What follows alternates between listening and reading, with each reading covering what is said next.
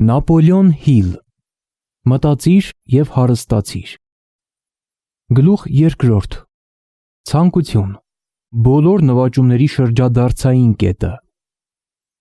Հարստության տանող առաջին քայլը։ Երբ ավելի քան 30 տարի առաջ Էդվին Բարնսը Օրինջում, Նյու Ջերսիում դուրս եկավ բեռնատար գնացքից, միգուցե նման էր թափառաշրջիկի, բայց նրա մտքերն արքայական էին։ Երբ երկաթգծերով ճանապարհ ընկավ Թոմաս Էդիսոնի գրասենյակ, նրա միտքն անդադար գործում էր։ Նա իրեն տեսնում էր Էդիսոնի դիմաց կանգնած, լսում էր իր ձայնը Էդիսոնին դիմելիս, երբ խնդրում էր վերջինիս հնարավորություն տալ իրականացնելու իր ողջ կյանքի մտասևեռումը, մեծ գյուտարարի գործընկերը դառնալու բուռն ցանկությունը։ Բարնսի ձգտումը պարզապես հույս չէր, ոչ էլ սոսկ ցանկություն։ Այն ուժգին, տրոփող փափագ էր, որը գերազանցում էր մնացյալ ամեն ինչ և խիստ որոշակի էր։ Այս փափագը նորություն չէր, երբ նա հանդիպեց Էդիսոնին։ Այն երկար ժամանակ Բարնսի գլխավոր փափագն էր։ Սկզբում, երբ փափագը նոր էր հայտնվել նրա մտքում, թերևս ընդամենը ցանկություն էր, բայց երբ նա կանգնեց Էդիսոնի առջև, այն արդեն ավելին էր, քան սոսկ ցանկությունը։ Մի քանի տարի անց Էդվին Բարնսը կրկին կանգնեց Էդիսոնի առջև, միևնույն գրասենյակում, որտեղ նա առաջին անգամ հանդիպել էր գյուտարարին։ Այս անգամ նրա փափագը վերածվել էր իրականության, նա արդեն Էդիսոնի գործընկերն էր։ Նրա կյանքի գերիշխող երազանքը դարձել էր իրականություն։ Այսօր Բարնսին ճանաչողները նախանձում են նրան, քանի որ նրա անհաջող տարիներն անցյալում են։ Մարդիկ նրան տեսնում են հենց հաղթարշավի ժամանակ, չփորձելով ջանք թափել և հետազոտել նրա հաջողության պատճառը։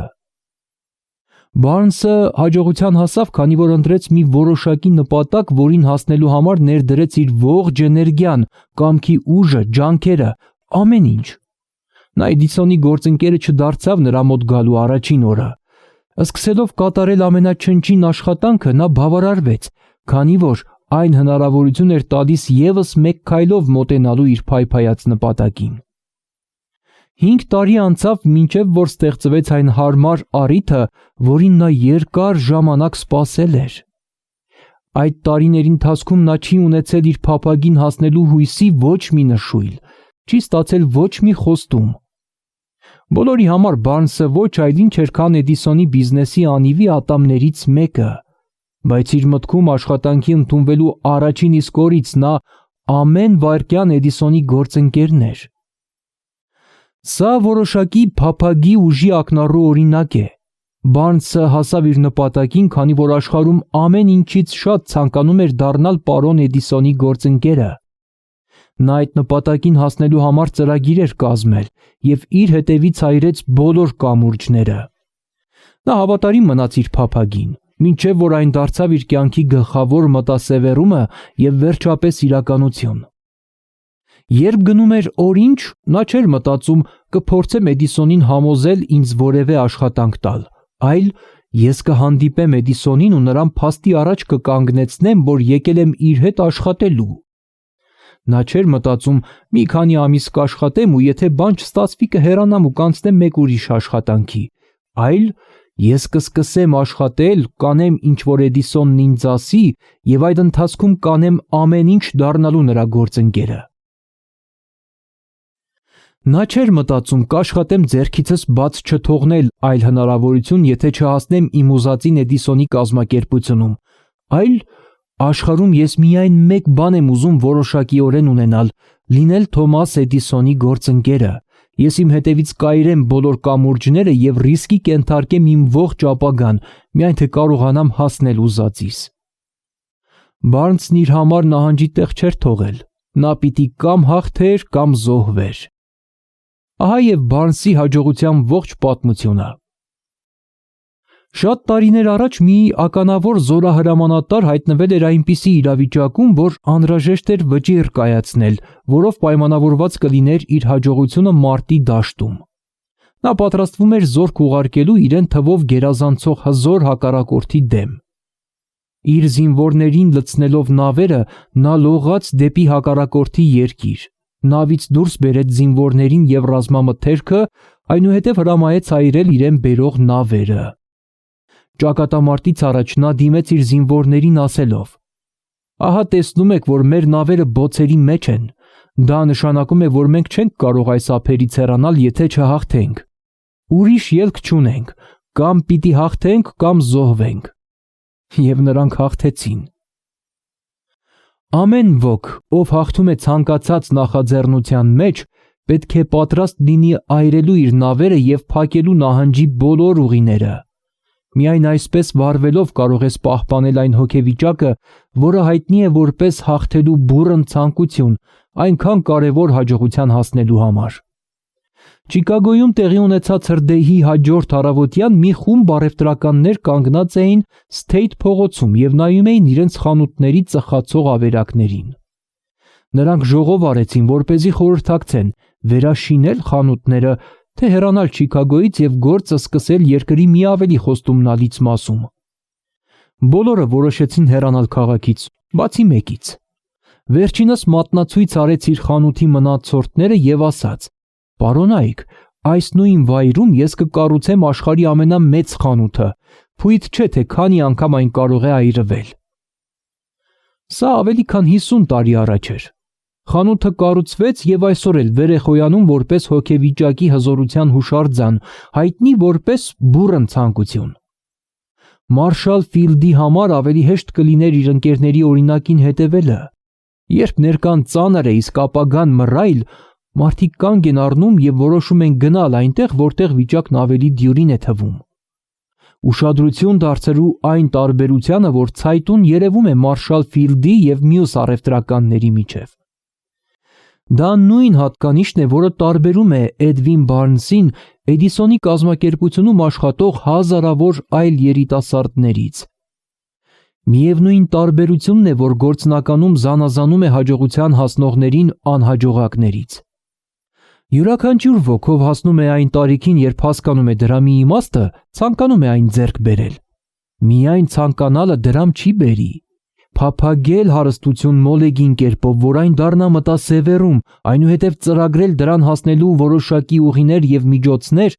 ձախողում չճանաչող հաստատակամությամբ, սա կարող է հանգեցնել մեծ կարողության։ Մեթոդը, որով հարստանալու փափագը կարող է վերափոխվել նրա դրամական համարժեքին, բաղկացած է 6 որոշակի գործնական քայլերից։ Առաջին. նախ մտքում ունեցիր քո փափագած ճշգրիտ գումարը։ Բավական չէ պարզապես ասել «ես շատ փող եմ ուզում ունենալ»։ Որոշակիացրու գումարի չափը։ Որոշակիության համար գոյություն ունի հոգեբանական պատճառ, որը կներկայացվի հաջորդ գլխում։ Երկրորդ. ճշգրիտ որոշիր, թե ինչով ես մտադիր վճարել քո փափագած դրամի համար։ Կյանքում ամեն բան իր գինն ունի։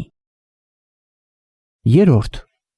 որոշակի ժամկետ սահմանիր, թե երբ ես ցանկանում ունենալ քո փափագած դրամը։ Չորրորդ. ստեղծիր որոշակի ծրագիր իրականացնելու համար փափագդ և անմիջապես սկսիր այդ ծրագիրը գործի դնել, անկախ նրանից պատրաստ ես թե ոչ։ Հինգերորդ. գրի առ քո դրամի չափի, որը մտադիր ես ձեռք բերելու, ժամանակի, որի ընթացքում կարող ես այն ունենալ, պարզ համառոտ նկարագրությունը, նշիր, թե փոխարենը ինչ ես մտադիր տալ և հստակ նկարագրիր ծրագիրը, որի միջոցով մտադիր ես կուտակել այն։ Վեցերորդ. բարձրաձայն կարդա գրածդ օրը 2 անգամ քնելուց առաջ և արթնանալուց հետո։ Կարդալիս տես, զգա ու հավատա, որ արդեն ունես այդ գումարը։ Կարևոր է հետևել այս 6 կետով ներկայացված ցուցումներին։ Հատկապես անհրաժեշտ է, որ հատուկ ուշադրություն դարձնես ու հետևես 6-րդ կետին։ Հնարավոր է դժգոհես, թե անհնար է տեսնել քեզ դրամի տեր դարձած, քանի դեռ չունես այն։ Այստեղ քեզ օգնության կգա բուռն ցանկությունը։ Եթե դու իրոք ուժգնորեն փափագում ես դրամ ունենալ, քեզ մոտ այն կվերածվի մտասևեռման, դժվարություն չես ունենա համոզելու քեզ, որ ձեռք ես բերելու այն։ Նպատակը դրամ ցանկանալն է և այն ունենալու համար այնքան վճռական լինելը, որ կարողանաս համոզել քեզ, որ անպատճառ ունենալու ես։ Միայն դրամական գիտակցության հասած մարդիկ են կարողացել մեծ հարստություն կուտակել։ Դրամական գիտակցությունը նշանակում է, որ մարդու միտքը այնքան է համակվում դրամ ունենալու փափագով, որ նա կարող է տեսնել իր այդ ցանկությունը արդեն իրականություն դարձած։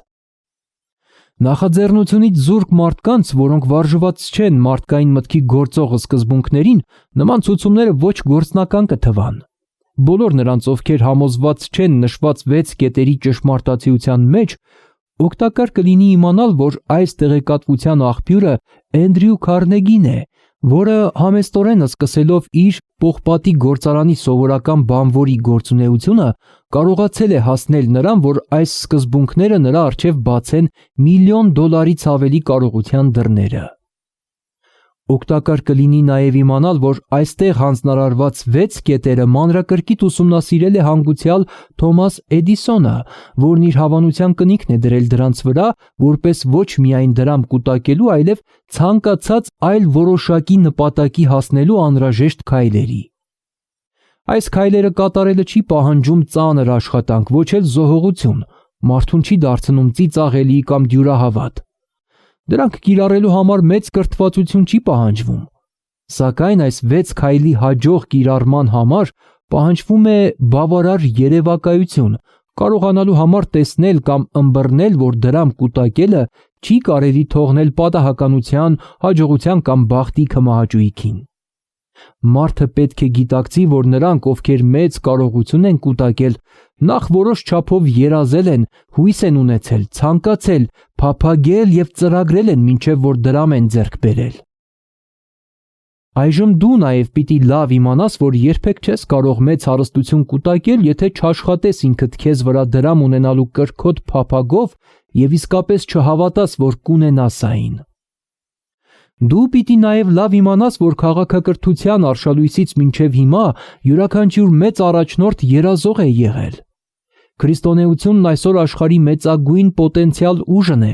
քանի որ նրա հիմնադիրը մեծ երազող էր, ուներ իրականությունն իր մտային եւ հոգեվոր ձևի մեջ զգալու տեսլականը եւ պատկերացումը, նախքան այն ֆիզիկական ձև կստանար։ Եթե երևակայությանդ մեջ մեծ հարստություն չես տեսնում, այն երբեք չես տեսնի քո բանկային հաշվին։ Ամերիկայի պատմության մեջ երբեք այնքան մեծ հնարավորություն չի եղել գործնական երազողների համար, ինչպես այժմ։ 6 տարվա տնտեսական ճգնաժամը բոլորին ըստ էության հասցրել է միևնույն մակարդակին։ Նոր մրցաշավն արդեն սկսվում է։ Խաղագումարները մեծ հարստություն են, որոնք կկուտակվեն հետագա 10 տարիներին։ Մրցարշավի կանոնները փոխված են, քանի որ այժմ մենք ապրում ենք փոփոխված աշխարհում, որը որոշակիորեն բարենպաստ է մեծամասնության համար, այն մարդկանց համար, որ շատ քիչ հնարավորություն են ունեցել կամ առհասարակ չեն ունեցել հաջողության հասնելու ճգնաժամի պայմաններում, երբ վախը կաթվածահար էր արել աճն ու զարգացումը։ Մենք, որ ընկած ենք հարստության հետևից, պիտի քաջալերվենք իմանալով, որ այս փոփոխված աշխարհը, որտեղ մենք ապրում ենք, պահանջում է նոր գաղափարներ, գործելու նոր ուղիներ, նոր առաջնորդներ, նոր հայտնագործություններ, ուսուցման, մարքեթինգի նոր մեթոդներ, նոր գրքեր, նոր գրականություն, նոր մոտեցումներ ռադիոյում, նոր գաղափարներ կինոյում։ Նոր եւ ավելի լավ բաների պահանջի ներքո առկա է մի հատկություն, որը պետք է ունենալ հաղթելու համար, նպատակի որոշակիությունը, իմացությունը, թե ինչ ես ցանկանում եւ այն ձեռք բերելու բուռն փափագը։ Բիզնեսի ճգնաժամը նախանշեց մի դարաշրջանի ավարտը եւ մյուսի ծնունդը։ Այս փոփոխված աշխարհը պահանջում է գործնական երազողներ, որոնք կարող են իրականացնել իրենց երազանքները։ Գործնական երազողները միշտ եղել են եւ կլինեն քաղաքակրթությունը մոդելավորողները։ Մենք հարստանալ ցանկացողներս պետք է հիշենք, որ աշխարհի իրական առաջնորդները եղել են մարդիկ, որոնք սանձահարել եւ գործնականում օգտագործել են ապագա հնարավորության անորսալի, անտեսանելի ուժերը եւ վերածել են դրանք կամ մտքի ազդակները երկնաքերների, քաղաքների, գործարանների, օդանավերի, ավտոմոբիլների եւ ամեն տեսակի հարմարությունների, որոնք կյանքը ավելի հաճելի են դարձնում։ Այսօրվա երազողի համար գործնական անհրաժեշտություն են հանդուրժողականությունը և լայնախոհությունը։ Նոր գաղափարներից վախեցողներն արդեն պարտված են սկսելուց առաջ։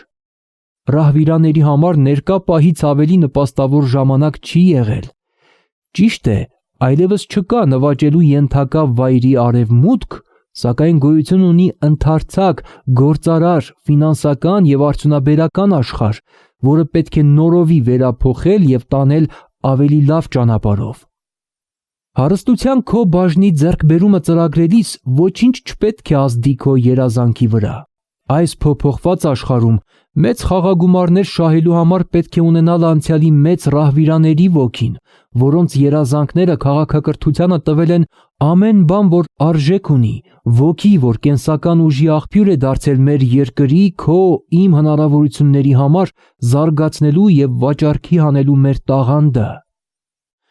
Չմոռանանք, որ Կոլումբոսը երազում էր անհայտ աշխարհի մասին, իր կյանքը վտանգի ենթարկեց այդպիսի աշխարհի գոյությունը հայտնաբերելու համար և հայտնաբերեց այն։ Մեծ աստղագետ Կոպեռնիկոսը երազեց աշխարհների բազմազանության մասին և բացահայտեց դրանք։ Ոչ ոք չմեղադրեց նրան անգործնական լինելու մեջ հաղթանակից հետո։ Փոխարենը աշխարհը երկրպագում է նրա շիրիմը, այդպիսով ևս մեկ անգամ հաստատելով, որ հաջողությունը կարիք չունի ներողություն խնդրելու, իսկ ձախողումը արդարացում չունի։ Եթե դու ճիշտ բան ես ցանկանում և հավատում ես դրան, գործի անցիր և իրականացրու այն։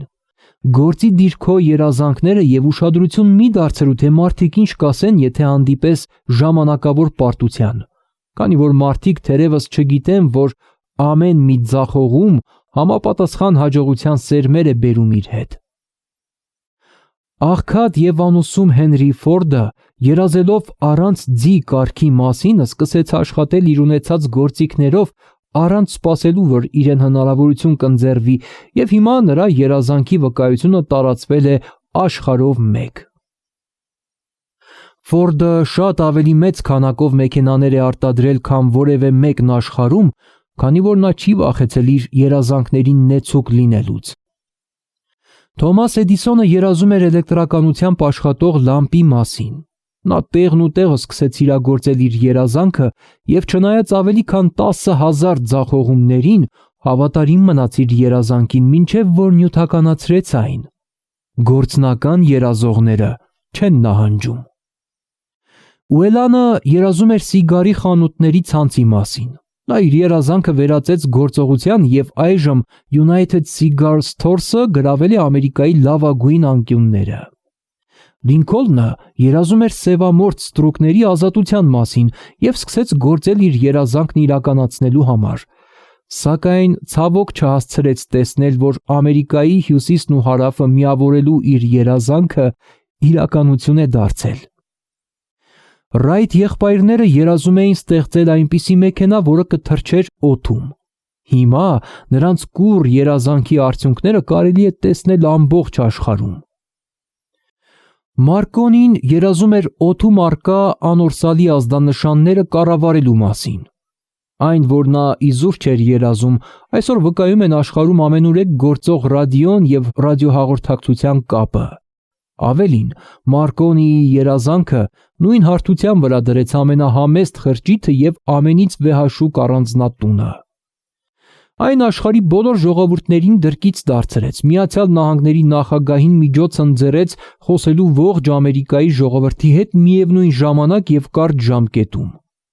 Քեզ հետաքրքիր կլինի իմանալ, որ Մարկոնիի բարեկամները փորձել են նրան իրենց խնամակալության տակ առնել և տարել են հոգեբուժարան, երբ նա հայտարարել էր, թե հայտնաբերել է մի սկզբունք, որով կարելի է ուղերձ հղել օդի մեջ առանց լարերի օգնության կամ հաղորդակցության որևէ այլ ուղղակի միջոցի։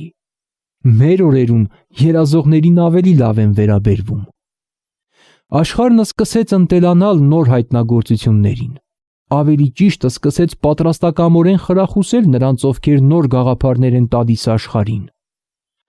Ամենամեծ նվաճումը ամեն ինչից առաջ և մեկ ընդմիշտ երազանքն է։ Կաղինի մեջ մի ողջ կաղնի է ննջում,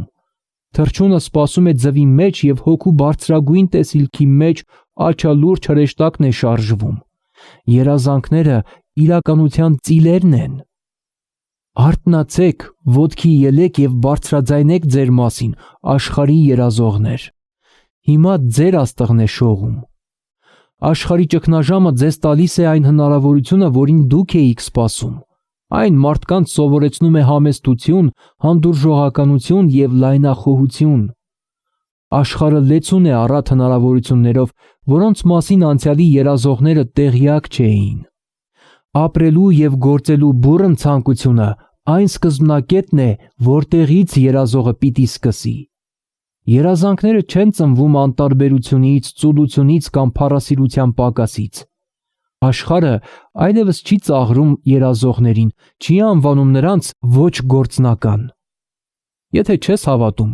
մեկնիր Թենեսի և տես, թե ինչ է արել երկրի երազող նախագահը, օգտագործելով Ամերիկայի մեծ ջրային ուժը։ Մի քանի տարի առաջ նման երազանքը խենթություն կհամարվեր։ Դու հիասթափվել ես, ձախողվել ճգնաժամի տարիներին, զգացել ես, թե ինչպես է սրտիցդ արյուն հոսում։ Արիացիր, քանի որ այդ փորձառությունները կոփել են քո հոգու մետաղը, դրանք անզուգական արժեք ունեցող կարողություններ են։ Հիշիր նաև, որ կյանքում հաջողության հասածները անհաջող մեկնարկ են ունեցել և նախքան տեղ հասնելը անցել են բազմաթիվ թևաթափ անող պահեր։ Նրանց կյանքի շրջադարձը սովորաբար եղել է որևէ ճգնաժամային պահի, երբ նրանք դրսևորել են իրենց մյուս եսը։ Ջոն Բանյանը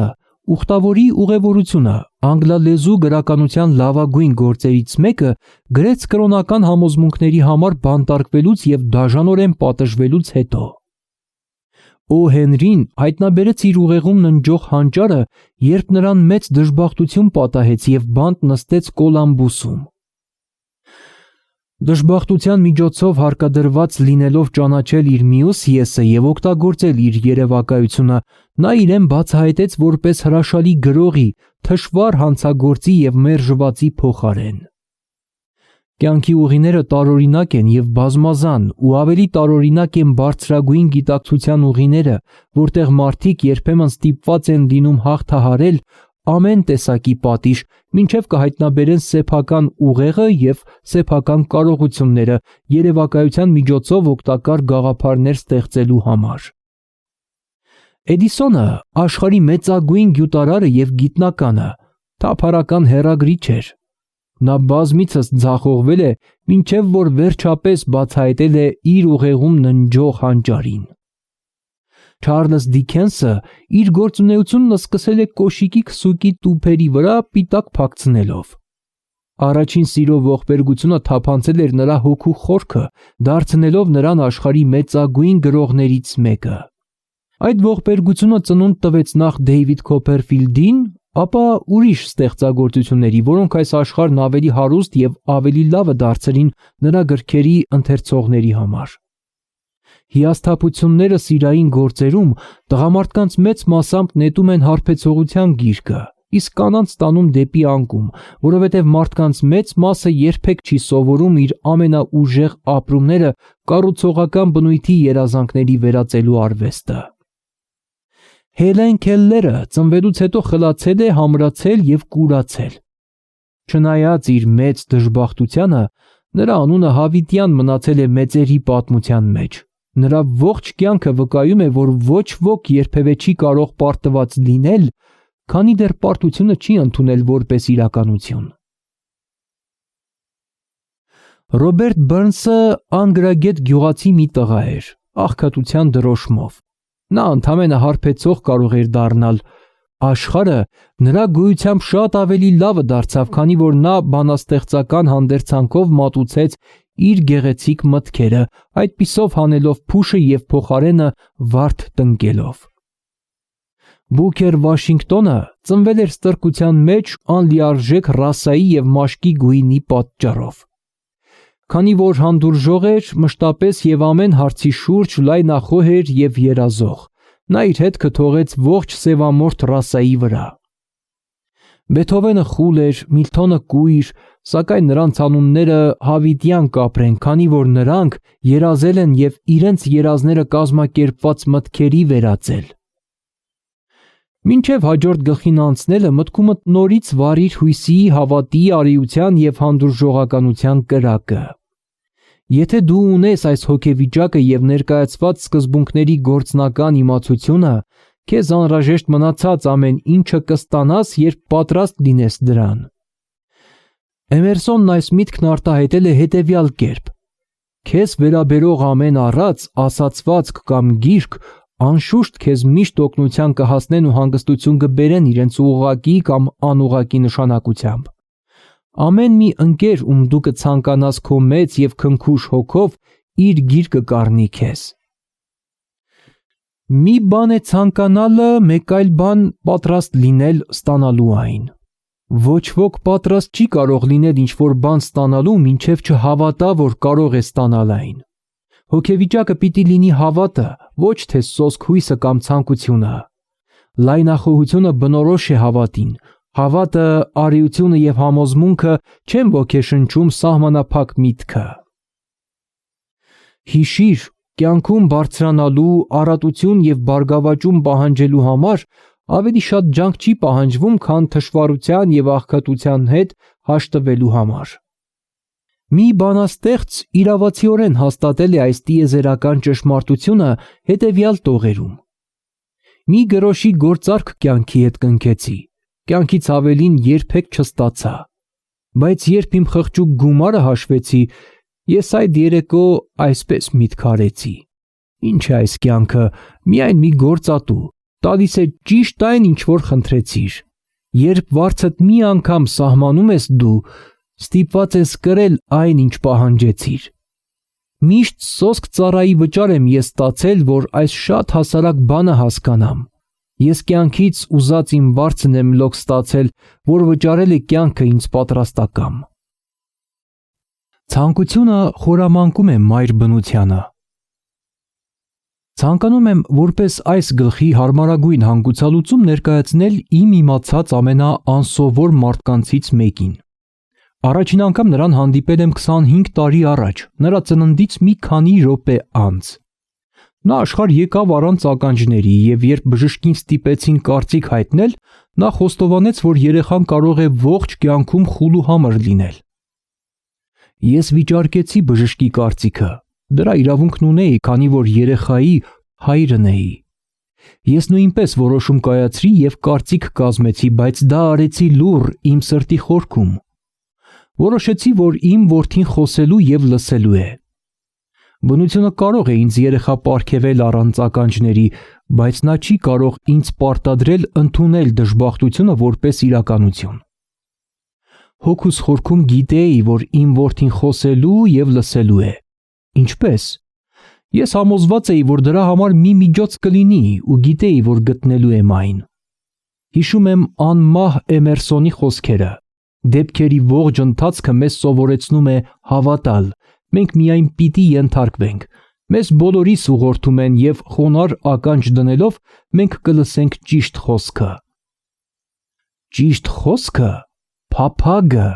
աշխարհում ամեն ինչից առավել ես փափագում էի, որ իմ որդին խուլ ու համր չլինի։ Այդ ցանկությունն ինձ չէր լքում ոչ մի վայրկյան։ Շատ տարիներ առաջ ես գրել եմ. մեր ուղեղներում սահմանափակումներ դնողները միայն մենք ենք։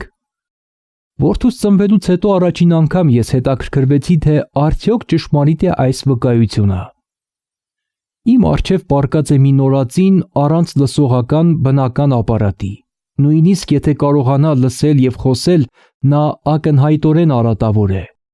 Անշուշտ սա մի սահմանափակում էր, որն այդ երեխան չէր զետեղել իր ուղեղում։ Ինչ կարող էի անել։ Ես պիտի ինչ-որ կերպ ուղի գտնեի երեխայի մեջ բուռն ցանկություն արմատավորելու համար, գտնեի ձևեր ու միջոցներ նրա ուղեղին ձայն փոխանցելու առանց նրա ականջների օգնության։ Երբ երեխան այնքան մեծանա, որ կարողանա հաղորդակցվել, ես նրա միտքը կլցնեմ լսելու բուռն ցանկությամբ, որ բնությունն իր սեփական մեթոդներով կվերածի ֆիզիկական իրողության։ Այս ամենի մասին մտածում էի, սակայն ոչ ոքի հետ չէի խոսում։ Ամեն օր կրկնում էի իմ երդումը, չպիտի թողնեմ, որ իմ տղան խուլուհամր մնա։ Երբ երեխան մի փոքր մեծացավ եւ սկսեց ընկալել շրջապատը, նկատեցինք, որ օժտված է շատ թույլ լսողությամբ։ Արդեն այն տարիքում, երբ երեխաները սովորաբար սկսում են խոսել, նա խոսելու փորձ չէր կատարում, սակայն շարժումներից հասկանում էինք, որ որոշ հնչյուններ թեթևակի լսում է։ Հենց դա էլ ես ցանկանում էի իմանալ։ Համոզված էի, որ եթե նա կարողանա լսել, անգամ թեթևակի, կկարողանա զարգացնել լսելու ավելի մեծ կարողություն։ Այնուհետև տեղի ունեցավ մի բան, որն ինձ հուսադրեց։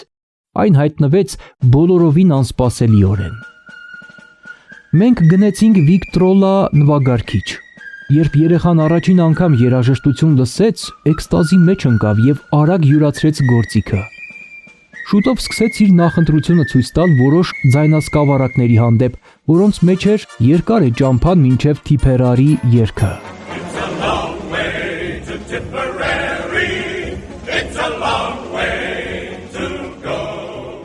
Մի անգամ 2 ժամ շարունակ նա լսում էր այդ երգը, կանգնած նվագարկիչի առջև, ատամները սեղմած արկղի եզրին։ Այս ինքնուրույն ձեռք բերած սովորության նշանակությունը մենք հասկացանք միայն տարիներ անց, երբ իմացանք ոսկորների ձայնահաղորդիչ լինելու մասին։ Նվագարկիչը յուրացնելուց կարճ ժամանակ անց հայտնաբերեցի, որ նա կարողանում է ինձ պարզ լսել, երբ ես շուրթերով հպվում եմ նրա գանգոսկրին։ Այս բացահայտումների շնորհիվ ես ձեռք բերեցի միջոցներ, որոնցով սկսեցի իրականություն դարձնել իմ բուռն ցանկությունը օգնել որդուս լսելու եւ խոսելու։ Այդ ժամանակ նա փորձում էր որոշ բառեր արտասանել։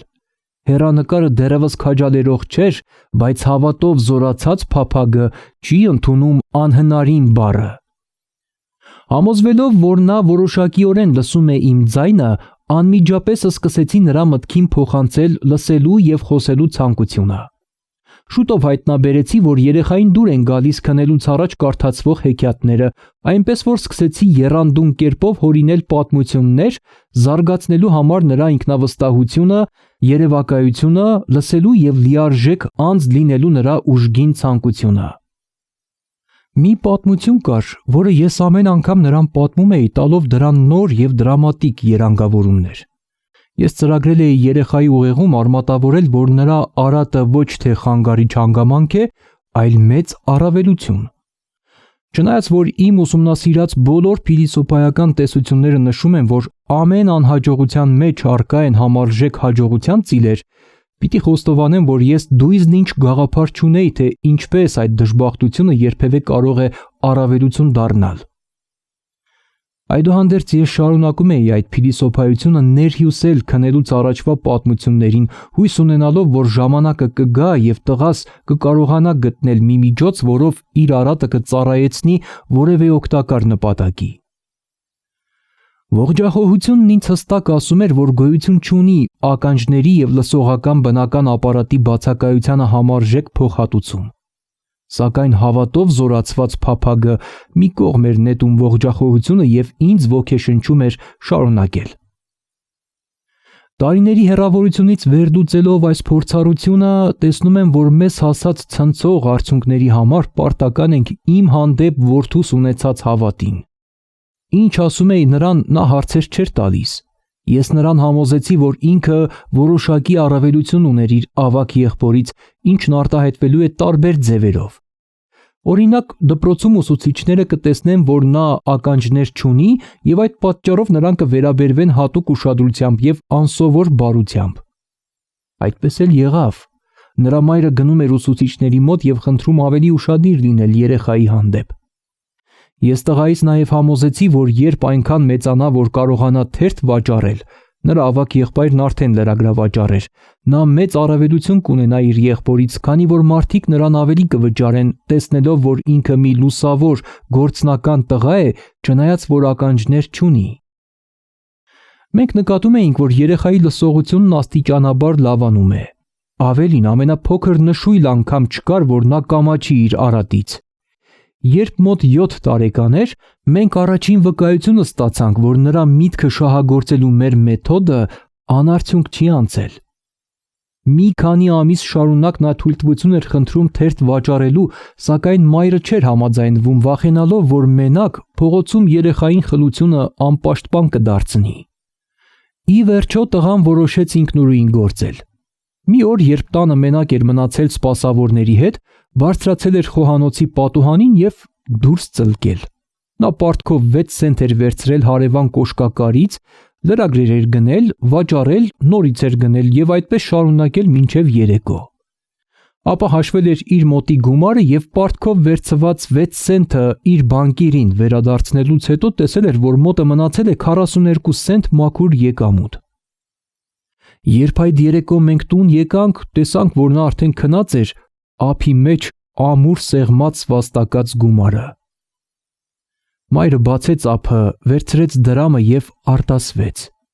Հենց այդպես, արտասվել որդու առաջին հաղթանակի համար անտեղի էր թվում։ Ես ճիշտ հակառակ ձևով արձագանքեցի, ես սրտանց ծիծաղեցի, քանի որ համոզվեցի, որ երեխայի ուղեղում ինքնավստահություն արմատավորելու իմ ջանքերը հաջողությամբ են պսակվել։ Երեխայի առաջին գործարար ռիսկի մեջ մայրը տեսավ սոսկ մի փոքր խուլ տղայի, որը փողոց էր դուրս եկել ու վտանգի ենթարկել կյանքը փող աշխատելու համար։ Իսկ ես տեսնում էի մի խիզախ, փառասեր, ինքնավստահ փոքրիկ գործարարի,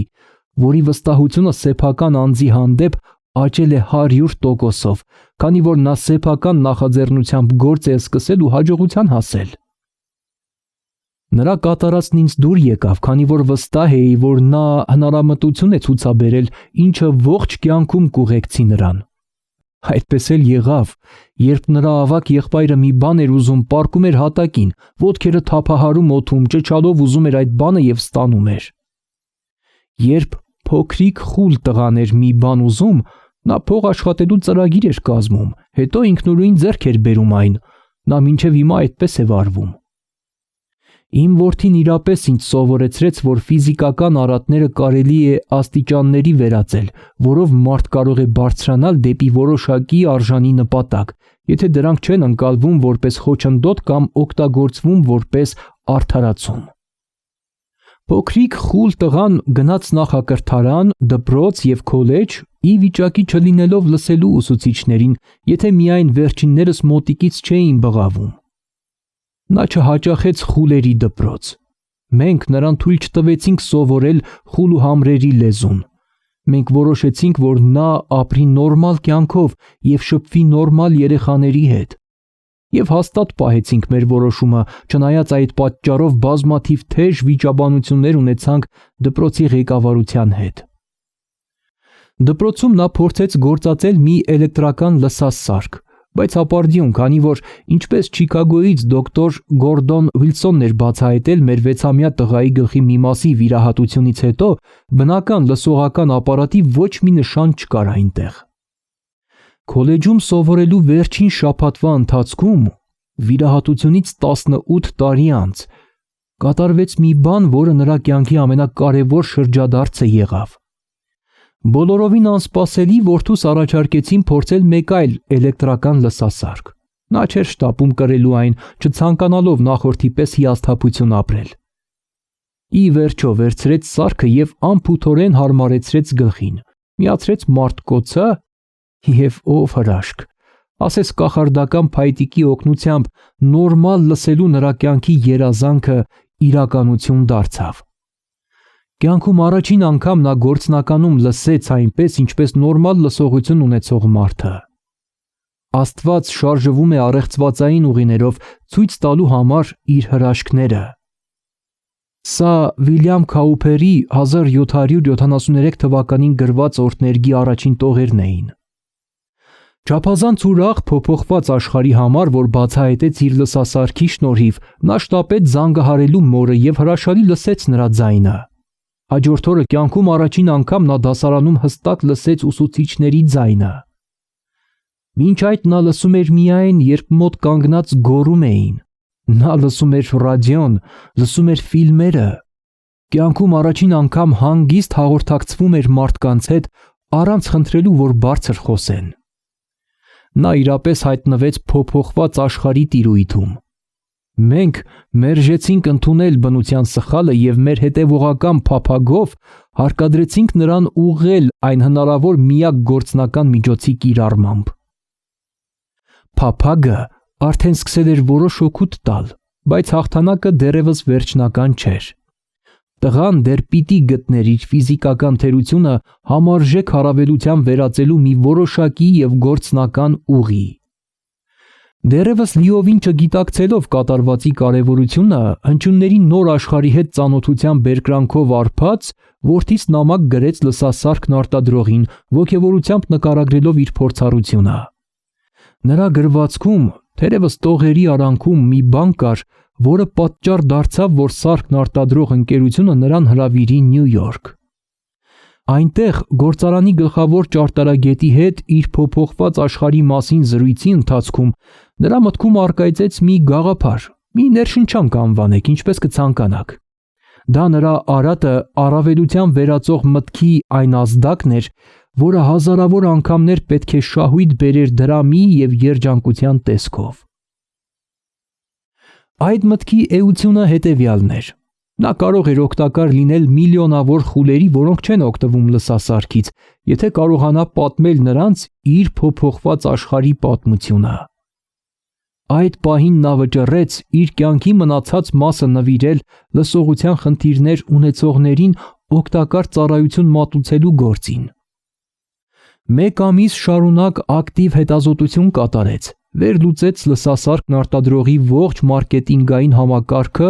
և հաղորդակցման ուղիներ ու միջոցներ ստեղծեց ողջ աշխարհում լսողության խնդիրներ ունեցողների հետ, նպատակ ունենալով նրանց հաղորդակից դարձնելու իր նոր հայտնաբերած փոփոխված աշխարհին։ Երբ սա իրականացավ, նա գրեց 2 տարվա ծրագիր հիմնված իր հետազոտության վրա, ապա այս ծրագիրը ներկայացրեց ընկերությանը և անմիջապես պաշտոն ստացավ իրականացնելու այն։ Այդ գործն սկսելիս պատկերացնում էր արդյոք, որ իր ճակատագիրը հույս և գործնական թեթևացում կբերի հազարավոր խուլ մարդկանց, որոնք առանց իր մասնակցության ցմահ դատապարտված կլինեին խլության։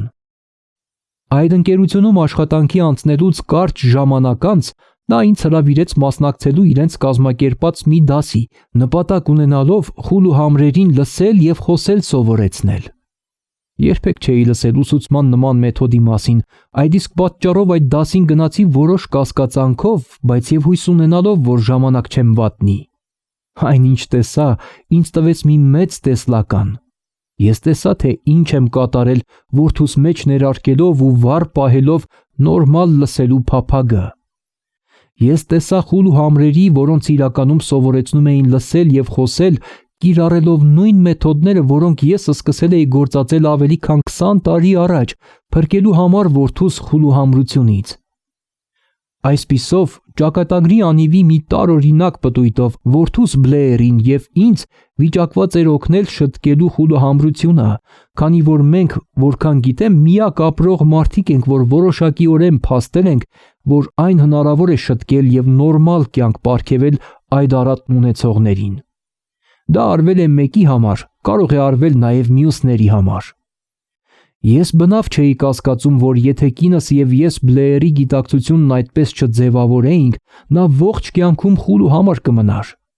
Նրա ծնունդին ներկա եղած բժիշկը մեզ վստահաբար ասաց, որ երեխան կարող է երբեք չլսել կամ չխոսել։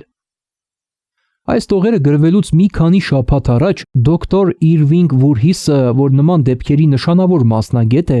մանրամասն քննեց Բլեերին։ Նա ապշեց, տեսնելով, թե որքան լավ է իմ որդին լսում և խոսում, և ասաց, որ իր քննությունը ցույց է տվել, որ տղան տեսականորեն բոլորովին չէր կարող լսել։ Սակայն մանկիկը լսում էր, չնայած ռենտգենյան լուսանկարները ցույց էին տալիս, որ բացվածք չկա գանգի այն մասում, որտեղից նրա ականջները պետք է հաղորդակցվեին ուղեղին։ Երբ ես նրա ուղեղի մեջ արմատավորեցի լսելու և խոսելու որպես նորմալ մարդ ապրելու փափագը, այդ ազդակիցը սկսվեց մի տեսակ տարօրինակ ազդեցություն, որը դրդեց բնությանը ինչ որ միջոցներով կամրջելու նրա ուղեղի եւ արտաքին աշխարհի միջև եղած լռության նեղուցը, ինչը հիանալի մասնագետ բժիշկները անկարող էին մեկնաբանել։ Իմ կողմից սրբապղծություն կլինի անգամ գուշակություններ կատարել, թե ինչպես բնությունը կատարեց այս հրաշքը։ Աններելի կլիներ, եթե այդ արտառոց փորձառությունից ես աշխարհին չպատմեի իմ հասկացածի չափով։ Իմ պարտքը եւ իրավունքն է ասել, որ ես հավատում եմ եւ ոչ առանց պատճառի, որ չկա ոչ մի անհնարին բան այն մարդու համար, որը փափագը զորացնում է հաստատուն հավատով։ Իսկապես, բուռն ցանկությունն անսովոր ուղիներով վերածվում է իր ֆիզիկական համարժեքին։ Բլեերը երազում էր ունենալ նորմալ լսողություն, այժմ նա լսում է։ Նա ծնվել էր ֆիզիկական արատով, որը պակաս վճռական մեկին հեշտորեն կնետեր փողոց, ձեռքին մի խուրձ մատիտ եւ թիթեղյա բաժակ։ Այդ արատը հիմա խոստանում է միջնորդ դառնալ, որի շնորհիվ որդիս կարող է օգտակար լինել լսողության խնդիրներ ունեցող միլիոնավոր մարդկանց, ինչպես նաև բավականաչափ ֆինանսական վարձատրությամբ օգտակար աշխատանք կատարել մնացած կյանքի ընթացքում։ Արդարացան այն փոքր անմեղ ստերը, որ ես արմատավորում էի նրա ուղեղում, երբ նա փոքր էր, որոնցով փորձում էի դրդել նրան հավատալու, որ իր արատը դառնալու է մեծ առավելություն, որի շնորհիվ կարող է գումար վաստակել։ Իսկապես չկա որևէ բան, ճիշտ թե սխալ, որը հավատը եւ բուռն ցանկությունը չկարողանա իրականություն դարձնել։ Այս որակները մատչելի են բոլորին։ Անձնական խնդիրներ ունեցող մարդկանց հետ իմ ողջ փորձառության ընթացքում ինձ երբևէ չի հանդիպել դեպք, որն ավելի որոշակի դրսևորի փափագի ուժը։ Գրողները երբեմն սխալվում են գրելով այնպիսի նյութեր, որոնց մասին ունեն մակերեսային կամ շատ տարրական պատկերացում։ Իմ բախտը բերել էր, որ ես առավելություն ունեցա ստուգելու փափագի ուժի ամրությունը սեփական որդուս արատի միջոցով։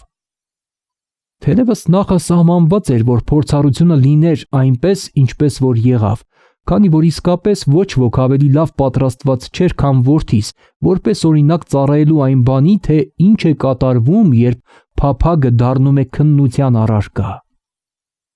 Եթե մայր բնությունը գլուխ է խոնարհում ցանկության կամքի առջև,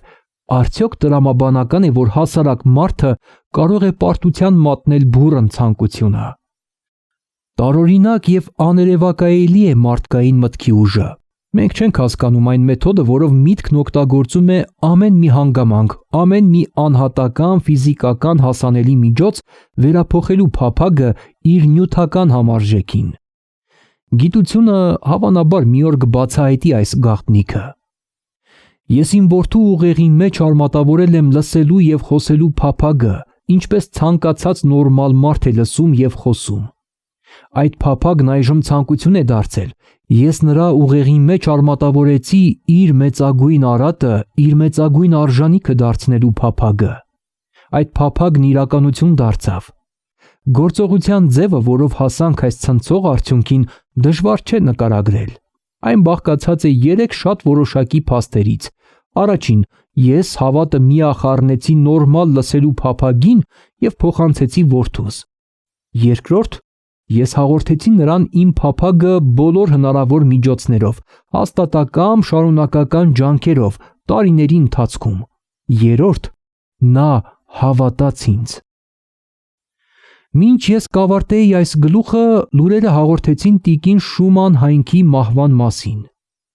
Լուրերի մեջ մի փոքր հատված պարզում է այս արտասովոր տիկնոջ հսկայական հաջողությունը որպես երգչուհու։